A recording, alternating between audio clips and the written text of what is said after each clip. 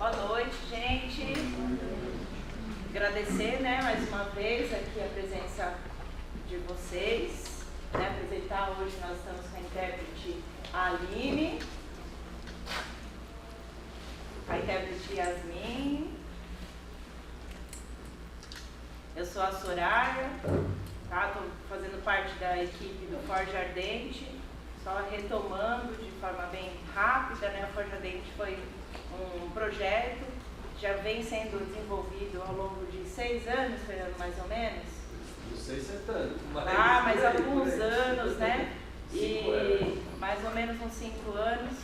E dessa vez foi contemplado para o desenvolvimento, Ontem a gente falou do processo de reescrita do roteiro, tá? Ele já existia, mas escrito por uma pessoa, por uma mão, E dessa vez a gente contemplou, fez também a pesquisa aqui na LCV, pensando em diversidade, por isso que a gente convidou também o grupo que faz parte desses roteiristas, que hoje compõem a obra, Forja Ardente, pensando na questão de território, da questão de classe, raça e também de gênero, Então pensamos nessa diversidade, nessa pluralidade também para atender a atualização da obra que havia sido iniciada pelo Fernando, tá? Ele mais 40 e trouxe pessoas mais jovens também para atualizar. Então ficou bem bacana, acho que ontem a prosa, o bate-papo trouxe um pouquinho da riqueza,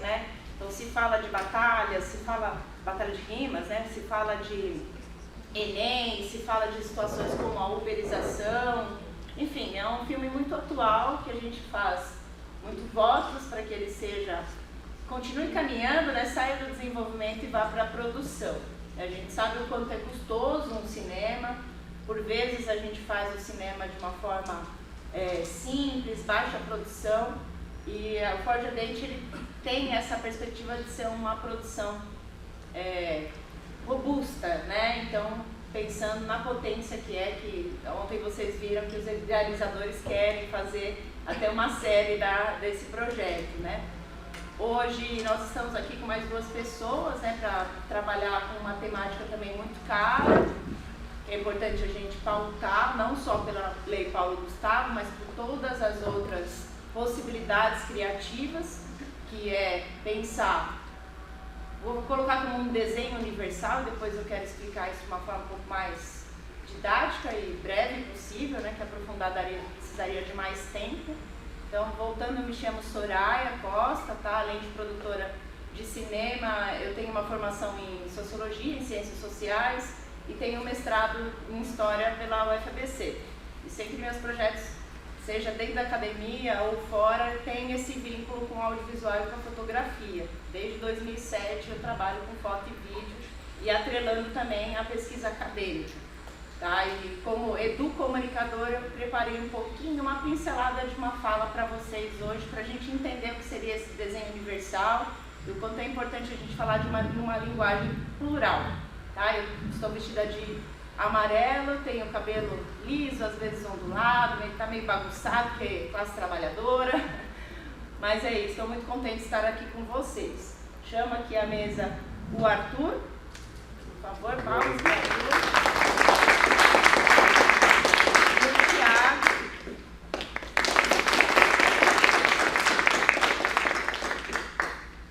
Daqui a pouco eu passo a palavra para eles, tá? Se apresentarem, quem está aqui num lugar que não atrapalhe muito nem a visão do slide, como também da interpretação. Pode passar, por favor, Fernando.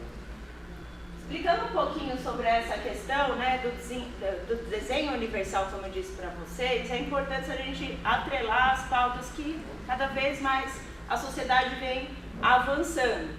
Tá? Como posso dizer que é um jogo, vamos dizer que como posso colocar, em relação a políticas públicas, ela não é natural, tá? Existe uma força da sociedade em pautar situações que precisam ser faladas, tá? Quando a gente fala de PCD, quando a gente fala de neurodivergência, parece que é algo, nossa, hoje tem muitas pessoas neurodivergentes, hoje tem muitas pessoas PCDs, mas não é bem por aí. Tá? Se a gente for olhar, né, historicamente, o que há uma falha é mesmo do sistema de saúde para conseguir atender, inclusive entender o nosso cérebro, que ele é, por si, plural. Né? Se a gente falar de neurotípicos, a gente vai perceber que um gosta de café com açúcar, eu gosto de sem. Então a gente também é um ser plural em essência. Né? Indivíduo, ele vem de único, a gente tem características que são individuais e indivisíveis. Tá? Então assim também o cérebro.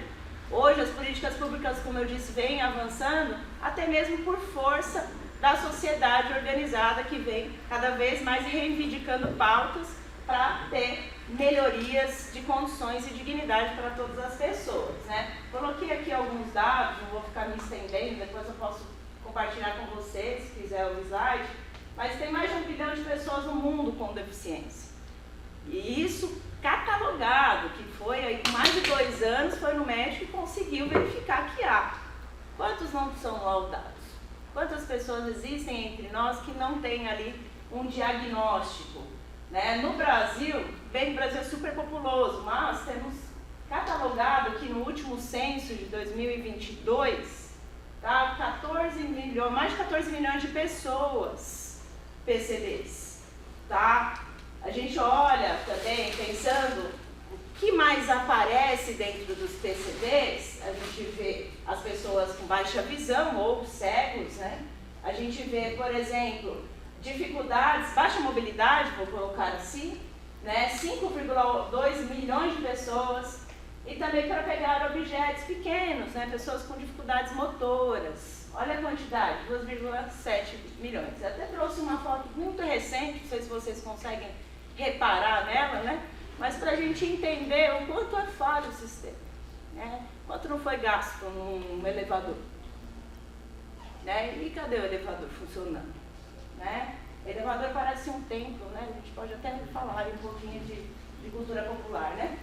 Pensando então, a gente olha não só os PCDs, mas vamos olhar a questão da neurodivergência. Nem todas as neurodivergências são consideradas como deficiências, tá? Por exemplo, TDAH, dislexia, existem vários tipos de neurodivergência. Pode passar, por favor.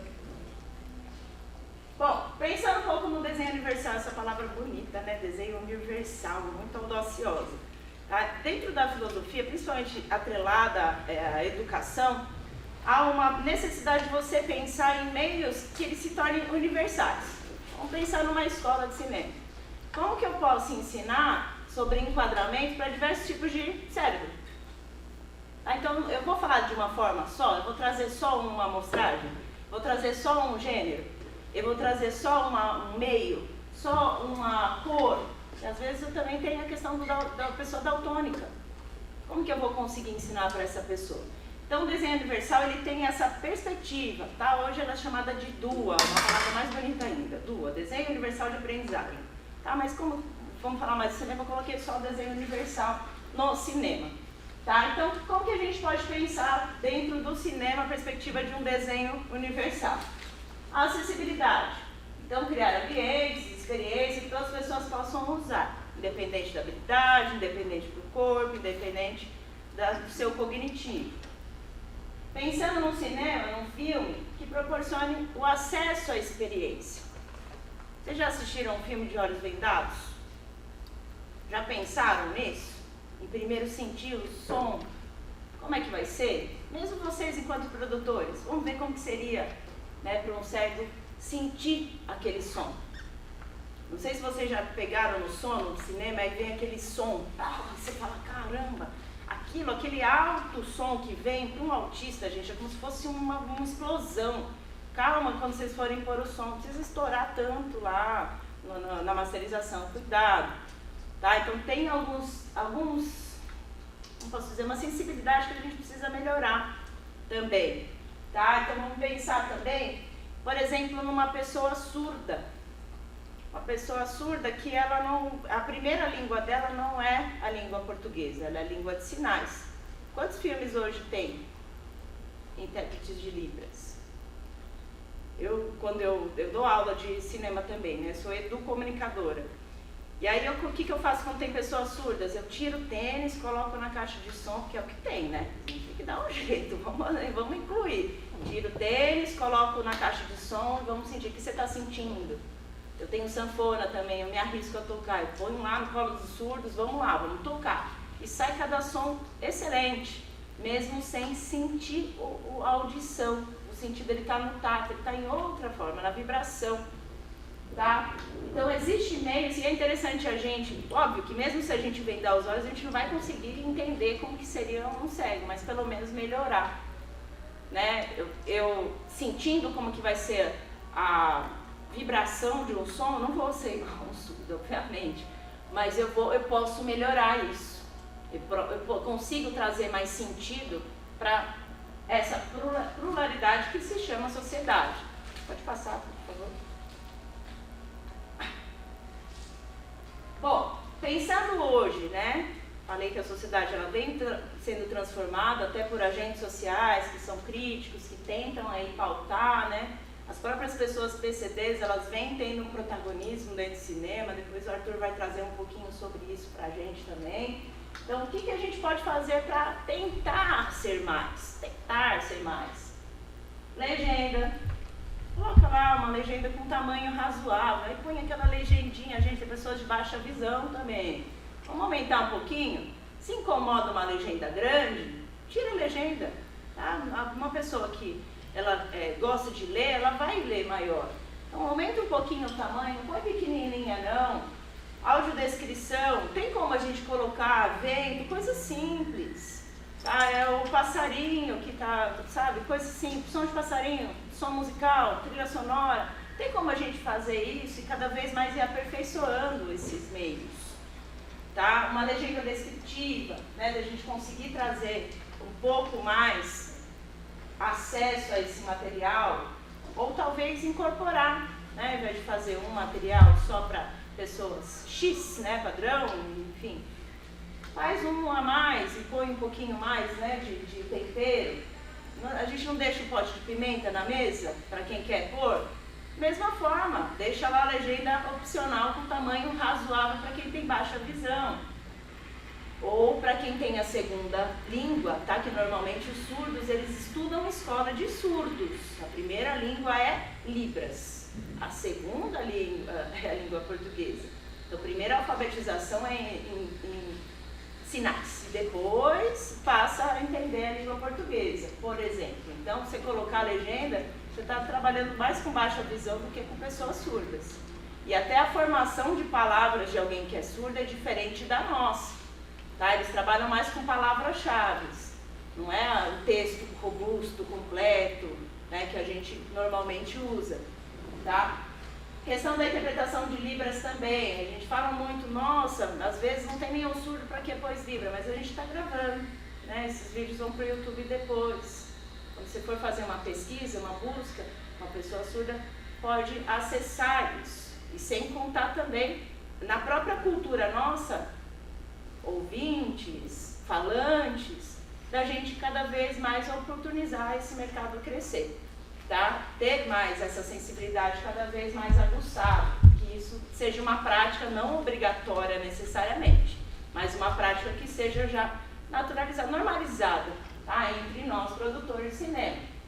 Sessões relaxadas é o que vem cada vez mais crescente, tá? Que são filmes e espaços próprios para pessoas neurodivergentes, como por exemplo o autismo, que depois o Thiago vai trazer um pouquinho mais para a gente a respeito.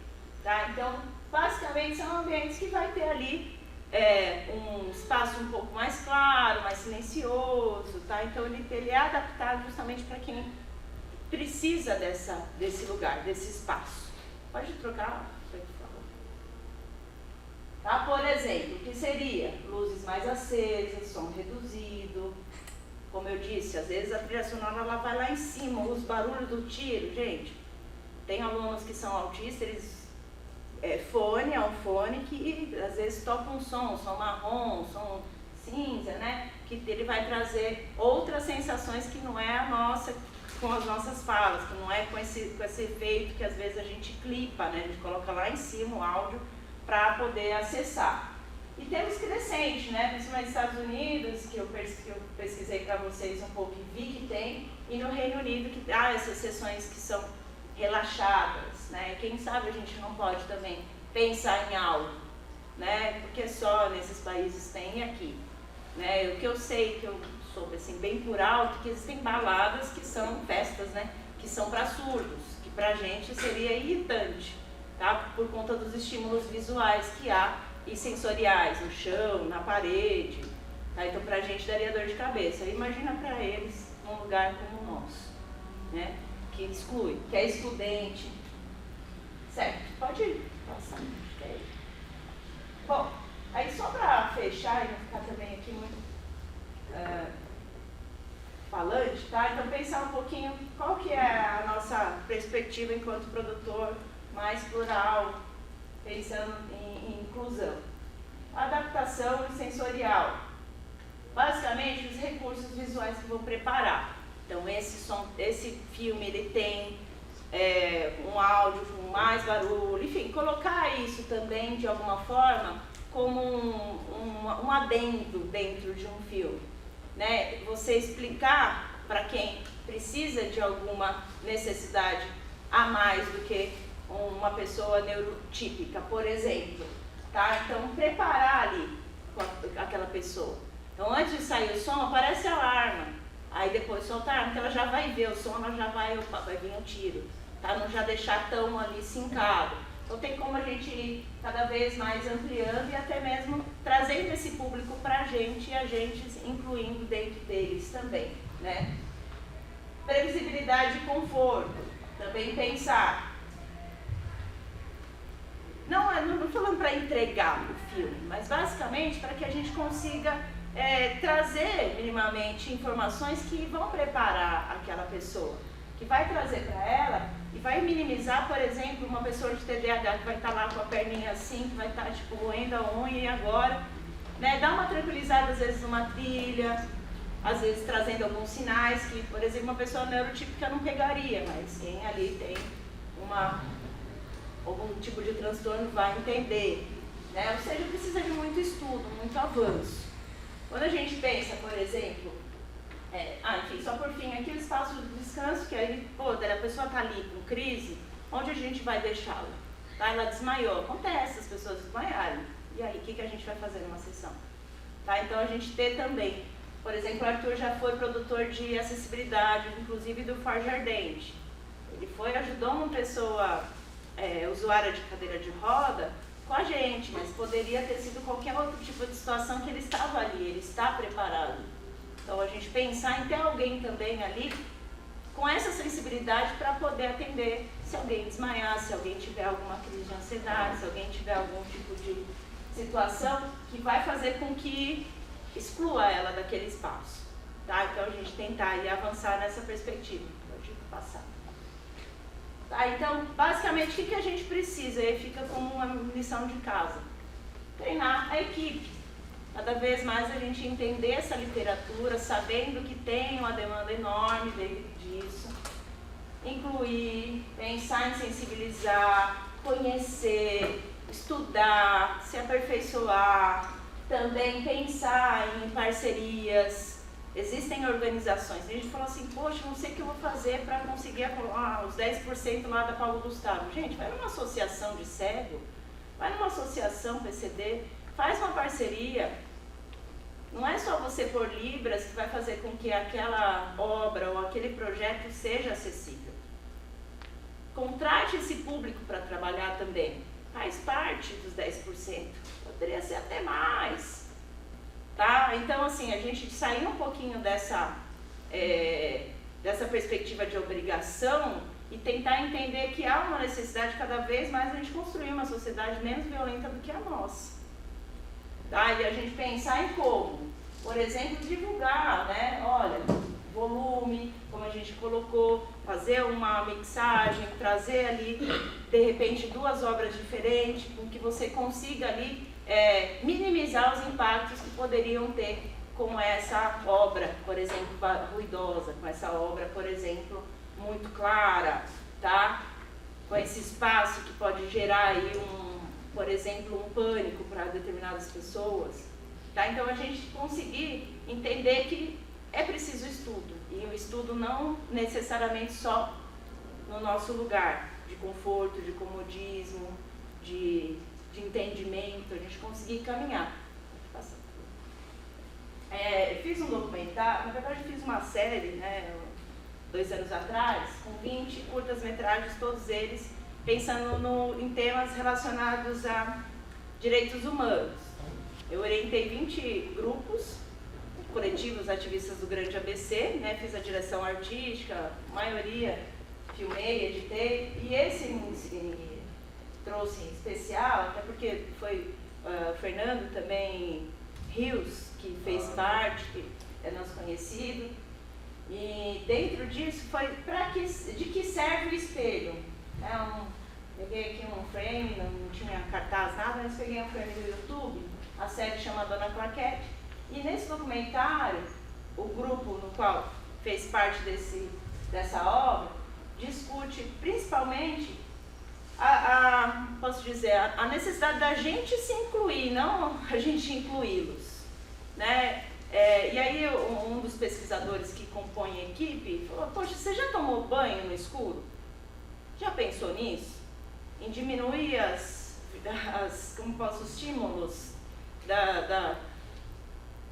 das luzes e reduzir, tentar andar mais no escuro, mesmo no seu lugar de conforto, em casa, né? Já tentou ir para o banheiro, do quarto para o banheiro, sem acender a luz e tateando? Já tocou no seu companheiro, na sua companheira, para sentir o corpo, sentir como que é, sem estar com a luz ligada? E fazer os 2 pontos, para a gente começar, inclusive, a criar novas sinapses e entender a importância do tato. Inclusive, tem instituições que eles disponibilizam gratuitamente habilitações para pessoas. Por exemplo, meu pai ele é deficiente visual e por muito tempo ele não quis fazer a reabilitação. Então, o que a psicóloga me instruiu é que eu fizesse, ou alguém da família fizesse, para instruir ele no momento que ele aceitasse. Então, eu tive o contato de fazer a reabilitação visual por ele primeiro, depois levar ele comigo. Então, a gente teve todo esse contato de fazer as coisas com os olhos vendados, usar a bengala igual eu usaria. Então, é exatamente porque você começa a ter um norte, e isso é importante, acredito que seja importante, porque no momento em que a gente for fazer cinema, for fazer um filme, um documentário, a gente tem que entender que não é só Libras que tem acessibilidade, né? A gente precisa entender como que isso é importante para as pessoas, a gente ter uma noção. Né? Exatamente. Obrigada pela sua contribuição, e nesse projeto, o cientista que estava com a gente, ele vem do olho de todo mundo e todo mundo com câmera, e vamos andar para filmar e fotografar. Gente, saiu cada coisa que é melhor não compartilhar. Que a gente vê como nós somos limitados, porque a gente está acostumado a tudo ver, né? E pouco sentir, né? No tato, de entender o som. E o meu mestrado ele foi sobre Paranapiacaba. E aí a gente foi com o SEG em Paranapiacaba. E eu levei ele, todo mundo já foi para Paranapiacaba aqui? Quem já foi? Levanta a mão, por favor. Tá, muito bem, eu vou simplificar para quem não foi ainda. Ela é uma cidade ferroviária, né? Ela foi construída para atender a classe de ferroviários, de trabalhadores, e há uma casa que chama do engenheiro-chefe, chama Castelinho, assim, vulgarmente, né? E ela fica no topo da vila. E aí aí as janelas, elas são de todos os lados no Castelinho. Mas espera aí, e quando faz a neblina? Como que ele enxerga que o trem chegou, que a pontualidade, como é que é? Aí a gente entra numa outra discussão do panóptico. Entramos em Foucault, conseguimos entender um pouco mais o vigiar e punir, o quanto o som também ele é importante nesse caso. Como a casa está no alto, o som sobe. Então, quando há a buzina, o som sobe e ele sabe da pontualidade do trem. Não precisa ele estar ali olhando na janela. Em qualquer lugar que ele esteja, ele vai ouvir, até porque a janela vai permitir as ondas sonoras entrarem na casa. Tá? Então, assim, a sensação dele estar em Paranapiacaba, justamente com esses estímulos do trem, dos barulhos, etc., trouxe para a gente essa experiência também de o quanto que há, né, esse estímulo sonoro, a gente consegue delimitar o espaço, se eu estou no alto, se eu estou no baixo, se tem a promoção de som, né? Não sei se vocês já filmaram em um território muito ruidoso, depois o som fica horrível. Então, como que eu vou fazer para sair dali? Eu vou para um lugar mais alto?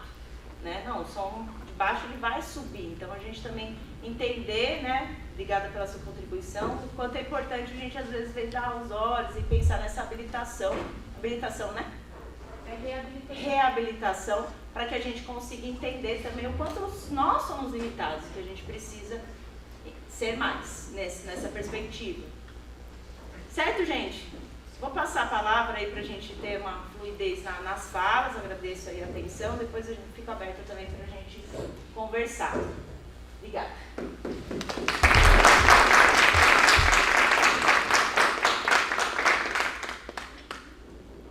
Arthur, por favor, se apresente.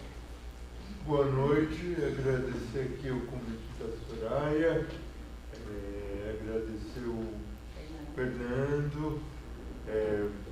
Muito bom estar aqui com vocês falando sobre um cinema de capacitista, né? Esse ano eu sou ator de teatro, mas esse ano eu estou tendo uma inquietação muito grande pelo audiovisual, então para mim é muito importante estar em discussões aqui. Eu vou me autodescrever antes que eu me esqueça. Eu sou um homem branco, uso um óculos redondo, um aro preto, estou usando uso barba e cabelo bem curto, né? Quase áspero, né? Um casacão de marrom de lã, uma camisa azul xadrez, uma calça jeans cor pastel e um all-star azul, tá? E muito obrigado por estar aqui, espero poder contribuir com alguma coisa. Gente, tudo bem? Meu nome é Thiago, é um prazer estar aqui também. Eu sou filho aqui da Escola de Cinema há mais de uma década. E falar também de cinema de capacitista para mim é uma honra. Me descrever também.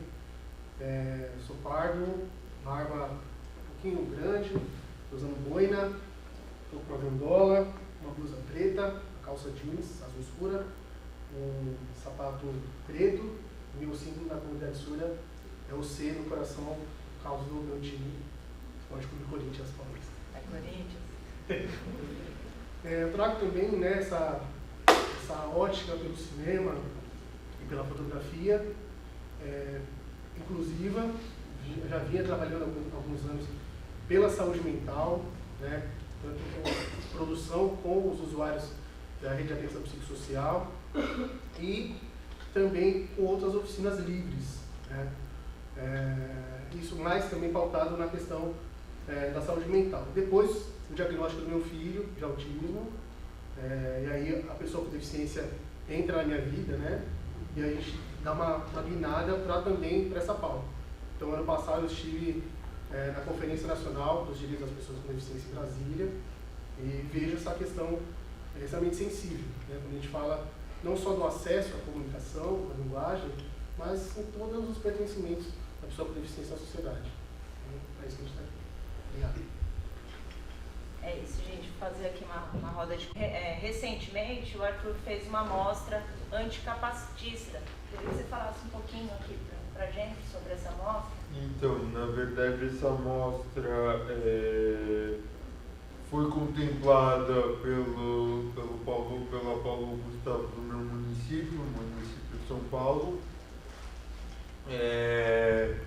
Foi feito pelo coletivo Libertas, que é um coletivo de artistas com deficiência.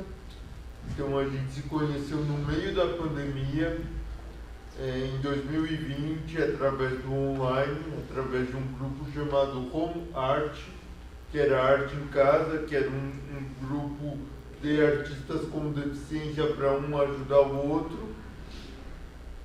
E na época desse grupão saiu o coletivo Libertas, que, né, na época e atualmente, porque de lá para cá não mudou muito o elenco do coletivo, né? Então tinha 2 artistas de Curitiba, uma de Peruíbe, 2 de São Paulo, né, que sou eu e a Lírio, não, 3 de São Paulo e o Péricles, que é o diretor artístico. Na época, a gente gravou um produto audiovisual para o Sesc, que era Quando Mandar Calar, Mas Eu Falo. Está na plataforma do Sesc, inclusive quem quiser depois ver, tá aberto. E aí a gente, né, seguimos criando assim, e aí em 2024 fomos contemplados pela Lei Paulo Gustavo. E o que consiste a Mostra Anticapacitista? São 7 videoartistas, todos com deficiência, a maioria pertencente ao coletivo Libertas, né, com exceção de 2 pessoas. E aí cada artista teve que fazer 3 vídeos, aí era o contrário, né? Não era o elenco do grupo dividindo cada um espaço num vídeo do Sesc, mas era cada um ter o seu vídeo, ter seu espaço de fala, né? Seguindo a premissa do diretor, que foi o que é ser a primeira geração de artistas com deficiência que começa a ganhar uma visibilidade. Bom, conseguimos botar a mostra na Cinemateca Brasileira. Ficamos um mês lá, ficamos de 1 de julho a 4 de agosto, em vídeos que ficam rolando em telas e na verdade, eu fui, além de videoartista, eu fui produtor da mostra, né? Às vezes o que eu vou falar agora, a Soraya e o Fernando vão entender, eu acho que quem trabalha aqui com produção também vai. Mas quando a gente resolve ser produtor, com pouca verba, a gente é produtor, põe legenda, põe edição, faz tudo e recebe como produtor. Mas foi uma experiência muito, muito interessante para mim, porque ali começou a desabrochar um interesse pelo cinema, porque depois eu vou voltar nisso, acho muito pertinente essa ideia para a gente conversar um pouco de mercado depois com a galera do audiovisual, mas eu cheguei numa época da minha vida que eu falei, vou desistir de cinema, vou desistir de propaganda, vou fazer meu teatrinho e boa, né? Manjo razoavelmente de digital, eu escrevo para mim e para outros artistas. E aí a mostra me fez falar, não, mas peraí, a gente tem que furar essa bolha do mercado visual, do mercado audiovisual. A gente tem que furar essa bolha da propaganda. A grande questão do artista com deficiência é como estar no mainstream, né? Quer dizer, né? São coisas que eu estou elaborando, mas assim, eu acho que a gente tem que criar um novo mainstream, né? E aí a gente, uma reflexão que eu fiz esses dias no meu LinkedIn até, olha, para fazer a mostra anticapacitista, nenhuma produtora nos chamou, né? Não foi a Paramount que chegou para a gente e falou, olha, eu tenho 50 conto aqui, faz aí, entendeu? Não foi a Globo que chegou pra gente e falou, tenho 50 conto aqui, faz aí. Não, foi a Paulo Gustavo, que é uma política pública voltada para, né, redistribuição de verba, tanto, né, do governo federal para uma redistribuição de verba tanto de estados e municípios. Então, graças a essa política pública que talvez um dia a gente consiga criar esse novo mainstream. Muito bem, obrigada, Arthur. O Thiago tem feito bastante podcast, né? A gente pega a visão. É o Terça Mental. Terça Mental, quer falar um pouquinho sobre neurodivergência e as dificuldades do cinema e pensar no podcast também? Sim. eu quero começar a fazer uma provocação, a sua pergunta, até para a gente aquecer. Assim. Alguém conhece, é próximo aqui de uma pessoa com deficiência? Tem alguém aqui com alguma deficiência? Eu sou PCD auditivo. E vocês já viram a possibilidade de se tornar uma pessoa com deficiência? Todo mundo, né? A gente tem essa ideia, quando a gente discute pessoa com deficiência, que é um público à parte, né? Como a Soraya trouxe bem, né? A inclusão parece que é algo distante, né? A gente tem que incluir. Mas na verdade a gente fala de convivência, né? Que isso é o mais interessante. Existe a deficiência congênita e existe as deficiências adquiridas, né? A gente pode sair daqui, né? Nos proteja e alguma coisa acontecer com a gente, né? E a gente se tornar então um público da pessoa com deficiência. Mas por que eu falo isso? Porque eu acho que talvez a ideia de conscientização social é o mote, né? E aí, por meio da comunicação, a gente traz um pouco disso. A Soraya lembrou bem, a gente tem um podcast chamado Terço Mental, no YouTube, que faz parte de uma das ações do coletivo da qual eu faço parte, que é o coletivo Reação, de famílias atípicas da cidade de Mauá. A gente tem atividades, né, no NFC e pelas redes sociais em várias possibilidades, né, de estados, etc. Então, que é pautado basicamente na neurodiversidade, né? O coletivo nasceu depois do diagnóstico do meu filho, né? Que eu fiquei meio que sem saber o que fazer, enfim, dentro dessas redes de apoio. E aí conheci outras famílias também que tinha crianças autistas, né? Isso em meio à pandemia. E aí, conhecendo outras famílias, a gente viu a necessidade então de se juntar e propor política pública, propor possibilidades de estar inserido, né? E aí a gente faz esse papel na cidade, né? Nas participações das escolas, com podcast, em ações sociais, ou até na ida, como eu disse, para Brasília, propor, né, política pública, tripartite, enfim. E aí surge um pouquinho dessa ideia.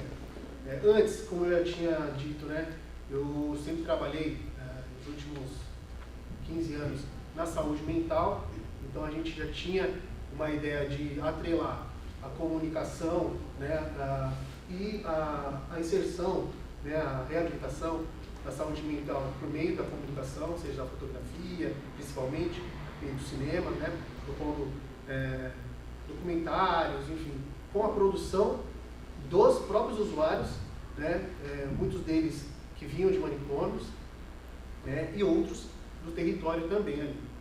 Então era a produção basicamente feita pela gente, né, não tinha certo e errado. A gente dava o norte, dava as diretrizes, assim, ia aprendendo junto, e propondo junto, e fazendo essas experimentações juntos, né.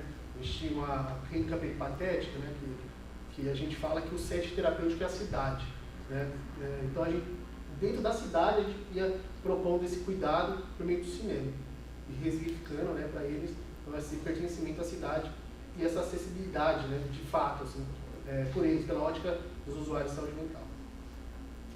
Acho que é isso, gente. Perguntas? Vamos lá?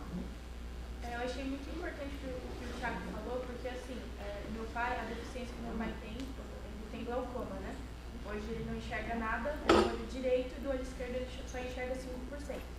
E quando a gente foi atrás, né, de ajuda, inclusive a médica olhou para mim e falou assim, você tem que se consultar de 6 em 6 meses, porque a possibilidade de você ter glaucoma é de quase 100%.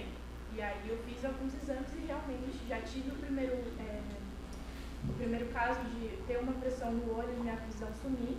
Então já estou tratando, né, para que não aconteça e para que não chegue no estado do meu pai. Mas é a possibilidade também de perder a minha visão. E isso faz a gente pensar, né? Tipo, ele falou, a gente pode sair daqui e Deus me livre, mas aconteceu alguma coisa com a gente. E também se vê nessa situação, né? E quando eu saí dessa consulta com a oftalmologista, eu pensei, poxa, se isso acontecer comigo, eu vou desistir do meu sonho de cinema, de ser fotógrafo, ou eu vou continuar com o meu sonho? Então, eu acho que a importância de criar coletivos e dessa aula hoje é de também outras pessoas que têm essa visão, ou que estão no lugar de será que eu vou seguir o meu sonho mesmo tendo ou não a deficiência? como que é seu nome? Júlia. Júlia, muito bom você falar, né?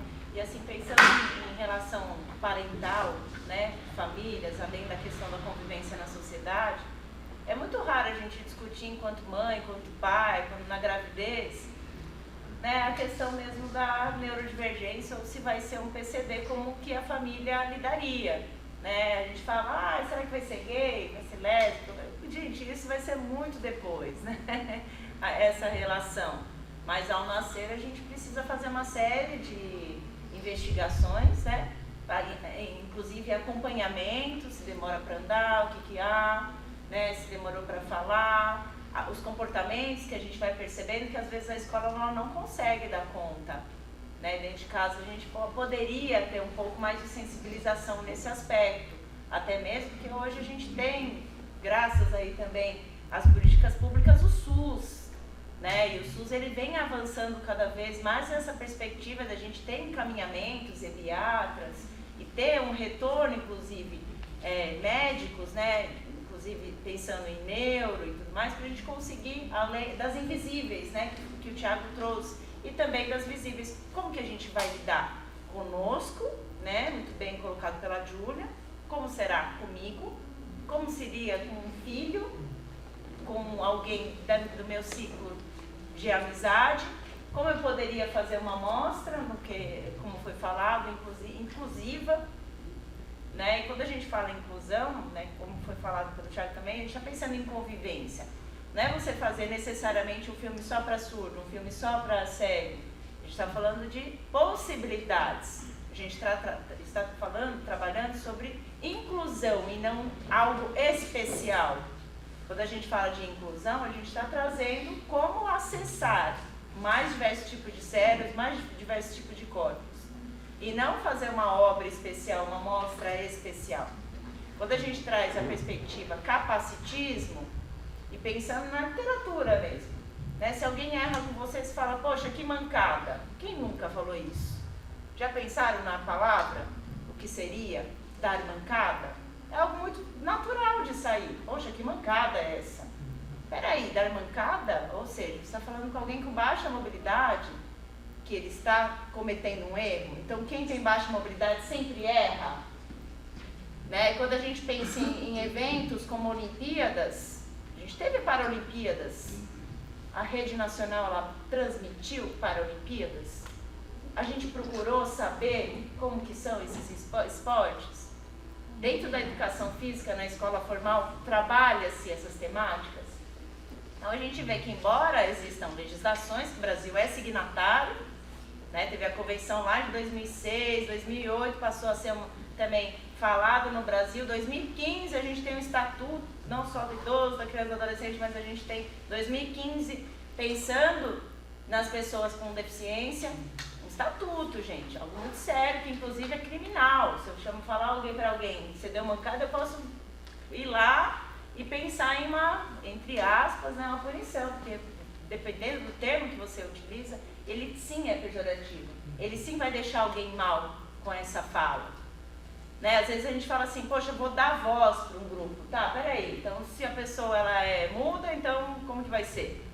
Como que você vai dar voz? Né? Dar visibilidade, a gente pensa... E é óbvio que assim, não é culpa necessariamente de quem fala, e sim de algo que está enraizado, assim como racismo estrutural, assim como machismo, né, patriarcado, então uma série de situações. Aí a gente vai, né, eu queria fazer até uma parte aqui, já que vocês estão falando, e como a ideia é ser mais uma roda de conversa, tem uma frase da Mona Vicumbe. Para quem não conhece, a Mona Vicumbe é a primeira cadeirante negra a atuar no Teatro Municipal. Ela fala que a gente tem duas certezas na vida: que um dia a gente vai morrer e que um dia a gente pode ficar com deficiência. Eu acho sensacional essa frase. Muito bom. Agora, isso que a Júlia trouxe, acho que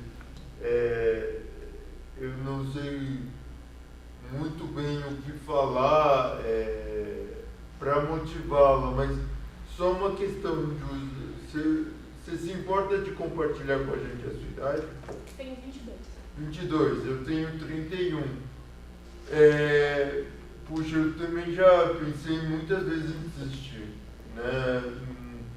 Por capacitismos que eu sofri dentro do teatro, um teatro mais mercadológico, por capacitismos que eu sofri dentro das agências. E foi muito louco, porque eu estava prestes a desistir. E um cara que eu sou muito fã, que é fundador do Doutores da Alegria, o Wellington Nogueira, um cara de ONG, enfim, talvez vocês conheçam mais a esposa dele por ser do cinema, Mara Mourão. Ele virou para mim e falou: olha, Arthur, eu acho que você tem que criar um monólogo autobiográfico. E não tem que esperar uma companhia de teatro te chamar, um comercial te chamar, uma agência de publicidade te chamar. Porque sua história já dá uma baita dramaturgia. E na época eu nem engajei tanto. Falei: Wellington, tá bom, legal, obrigado. Né? Fato é que eu fiz.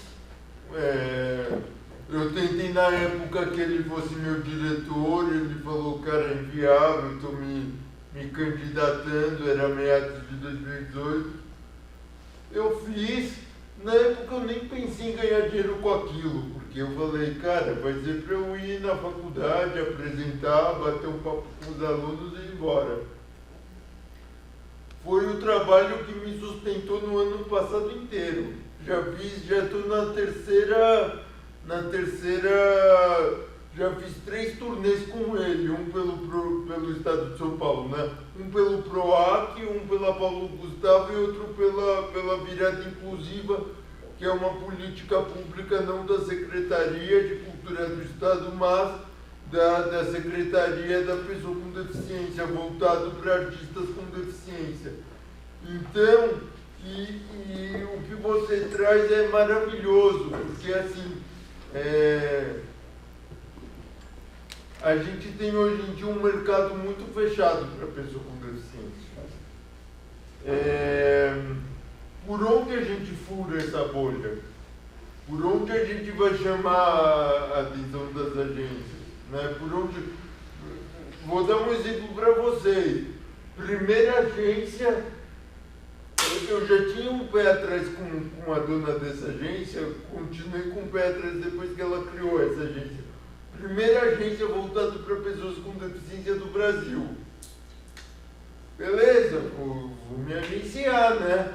Porra, da hora, só pessoas com deficiência lá dentro, né? Se eu não me engano, a Lau foi agenciado uma época por ela. Cara, ela só me chama para fazer trabalho voluntário, bicho. Entende? Então, assim, eu já tinha um pé atrás com ela porque deu um outro problema no meu PROAC com ela, graças a ela que eu virei produtor, mas eu venho muito pensando nisso, por onde furar essa bolha. E eu fico pensando, poxa, se nas grandes novelas, se nos grandes filmes não tem pessoas com deficiência escrevendo sobre, como que a gente vai ter protagonistas com deficiência? Então, o que eu posso te trazer vai, entendeu? Se você gosta de cinema, vai.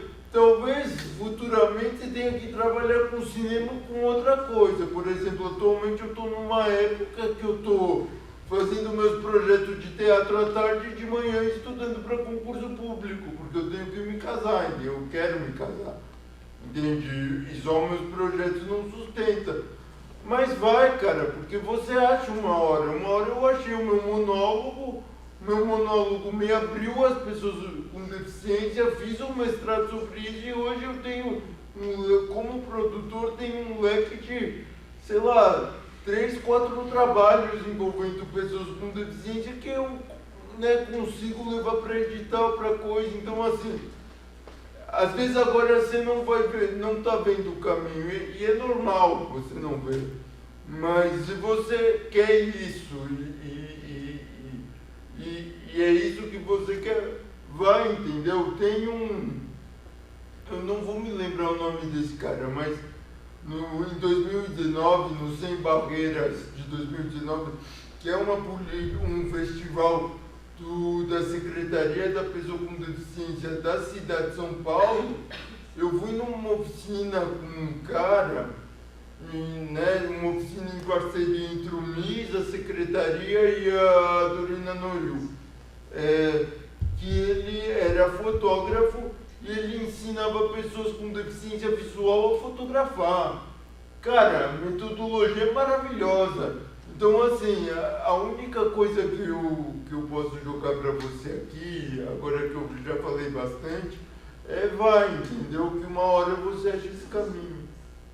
Eu acho que, até entrando na minha pergunta, né, sobre os coletivos, né, ou até professores que, como você falou, dão aulas para pessoas com deficiência visual ou qualquer outro tipo de deficiência, eles têm potencial de mudar o mainstream também, como você falou, né, de as pessoas com deficiência estarem dentro da agência ou dentro do cinema ou qualquer área do mercado, não só por uma questão de cota, mas uma questão de ver esses coletivos e falar, bom, já que tem esses coletivos, tem esses professores, então eu posso ir. Eu tenho um meio de chegar nesses lugares. Alguém mais? Perguntas, por favor? Então, até falando sobre esse quesito também da acessibilidade, dessas coisas, também como coletivo, do espaço de professores, eu penso muito numa dúvida comigo de como construir constituições no qual tem um espaço aberto.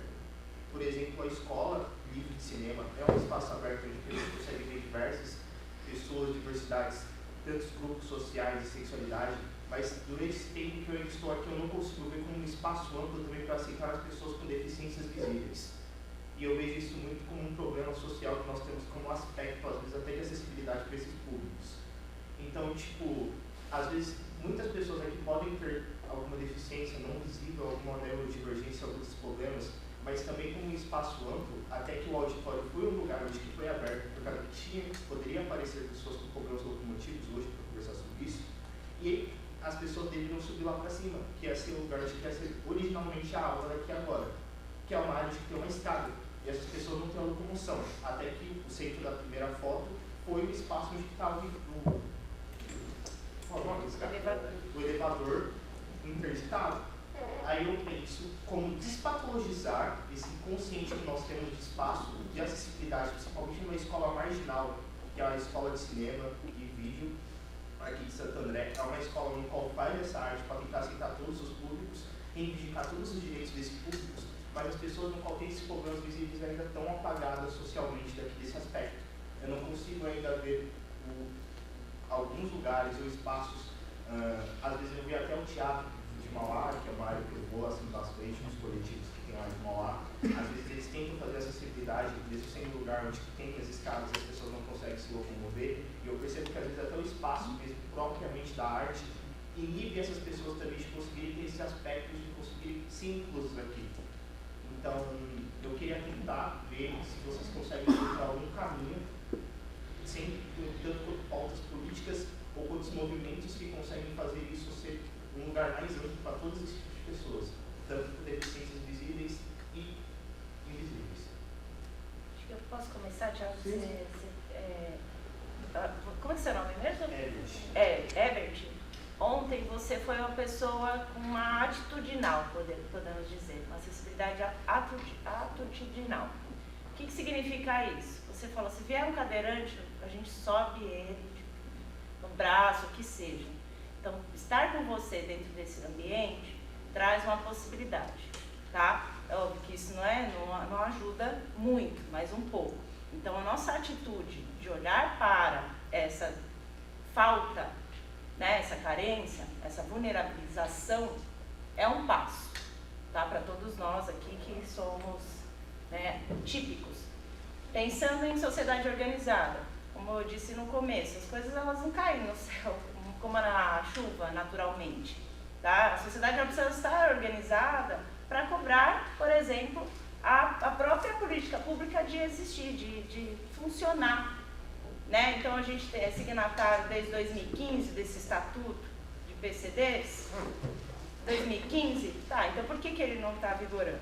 Então, se você não tem demanda da sociedade organizada, as coisas elas vão continuar nesse lugar de conforto, de comodismo. A gente precisa incomodar, e não de uma forma sorrateira, de uma forma desorganizada, impulsiva, tá? E sim organizadamente, tá? Então, aí eu acho que o Thiago pode complementar, que ele também é ativista, acho que, né, não só pela perspectiva de pai atípico, mas por Mauá que você faz alguns trabalhos também dentro, né, desse cenário. Sim, eu até lembrei uma questão interessante que você fala de forma de incomodar. Acho que assim, tem mudança de cultura nunca é fácil, né? Recentemente, eu sou ligado à várzea lá de Mauá também, né? Agora nem tanto, mas já fui mais, né? Lembrei porque a gente também tem essa ligação. Também.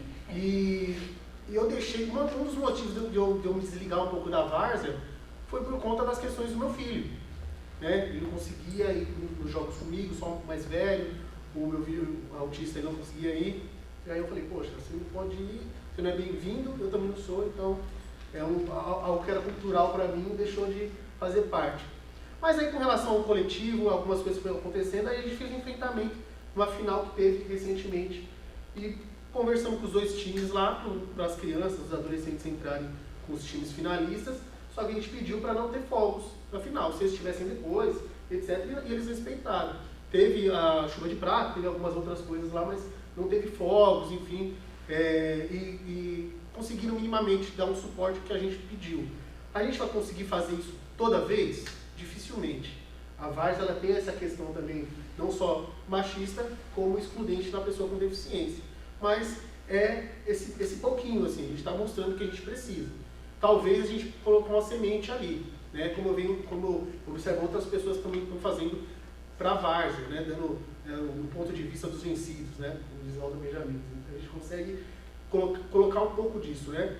E se tratando de cinema, a gente também tem um pouco disso. A linguagem, ela não é só a linguagem acessível, quando a gente pensa nessas possibilidades, mas a própria linguagem do cinema a gente precisa modificar. Vou dar um exemplo do filme O Ritmo do Coração, do Code, né, de 2021. Não sei se todo mundo já assistiu aqui, O Ritmo do Coração, ou já ouviu falar.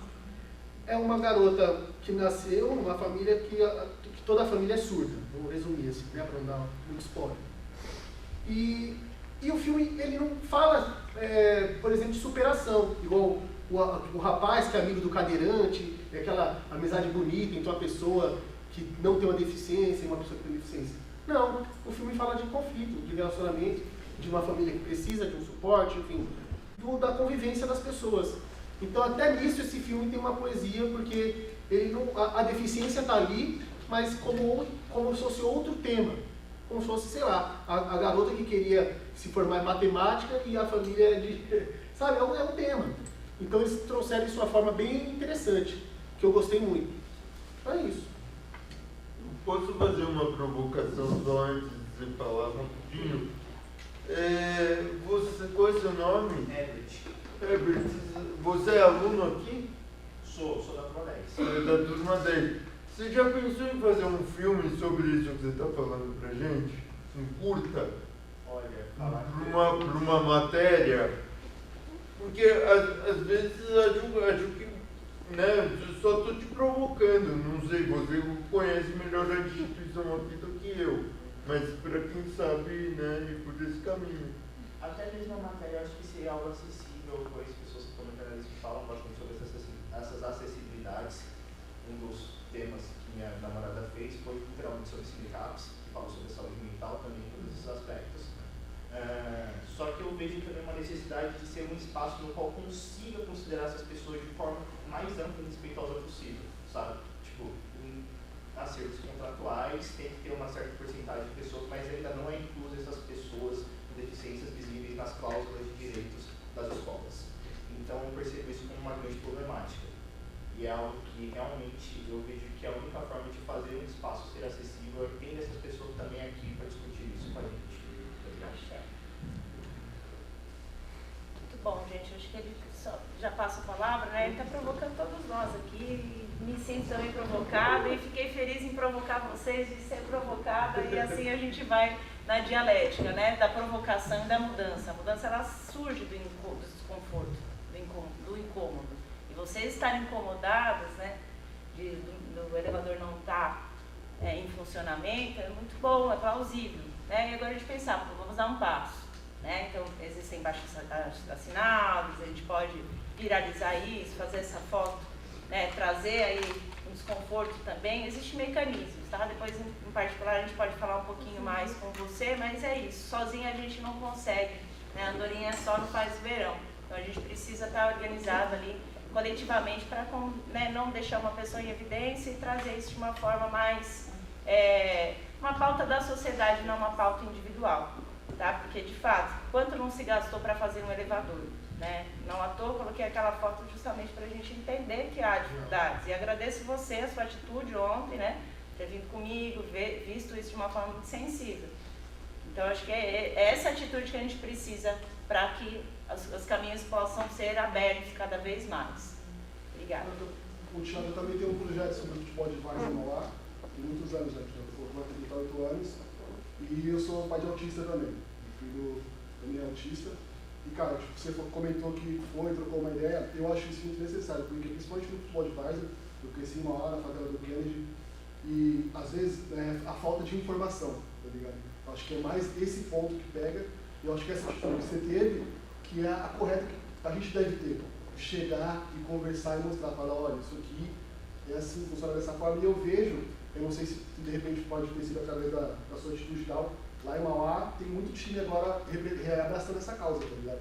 Então eu acho que, principalmente nessa cidade mais carente, a falta de informação, por ter crescido na favela também, eu quando descobri que meu filho era autista, eu fiquei um pouco desesperado, tá ligado? E até começar a entender como que eu interagir com isso, e cara, tá sendo uma coisa maravilhosa na minha vida. Na real, tá sendo muito mais positivo do que algo negativo, tem suas dificuldades, mas eu acho muito importante, principalmente nesses locais, a gente levar essa informação, tá ligado?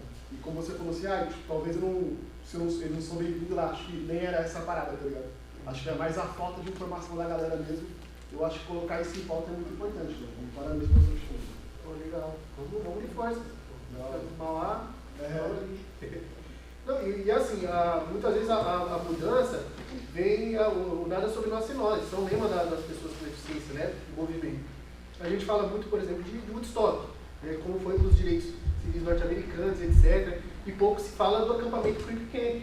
Tem até um documentário de 2021 que fala justamente desse mesmo movimento libertário que foi o Woodstock, mas por direitos civis das pessoas com deficiência norte-americana. Então, assim, se não for quem sofre, quem está ali para ter a visibilidade também como protagonista, dificilmente acontece. Precisou, né, da gente ali, né, de pais, de pessoas também ligadas à várzea, de autistas, para dizer, poxa, vamos repensar. Né, o time que eu fazia parte, o Unidos do Miranda, foi o primeiro da cidade a estampar o coletivo de ação, e eu vejo que hoje tem vários que começou a trazer essa pauta. Não só a pauta do autismo, que também é importante, mas a pauta geral, né? A acessibilidade geral, né? Tem poucas também. Sim. É isso, gente. Papel de produtora, 8h30. Falei que ia ser pontual para começar, a gente também ia ser pontual para terminar. Agradeço. Estou aqui com calor até dessa discussão. Né? Acho que é importante a gente caminhar juntos, né? Para que a gente consiga pensar num horizonte mais próspero possível, mais solidário, mais inclusivo, menos violento. Porque não está fácil, gente, não está fácil, né? A gente vê aí, lá no país imperialista, como as coisas repercutem, inclusive, para a gente, né? Negativamente. Então, acho que a gente está na contramão e isso é um alento, né? Fico com o coração quentinho, já estou até quase tirando a blusa desse calor que foi essa troca. Agradeço. Obrigada, gente.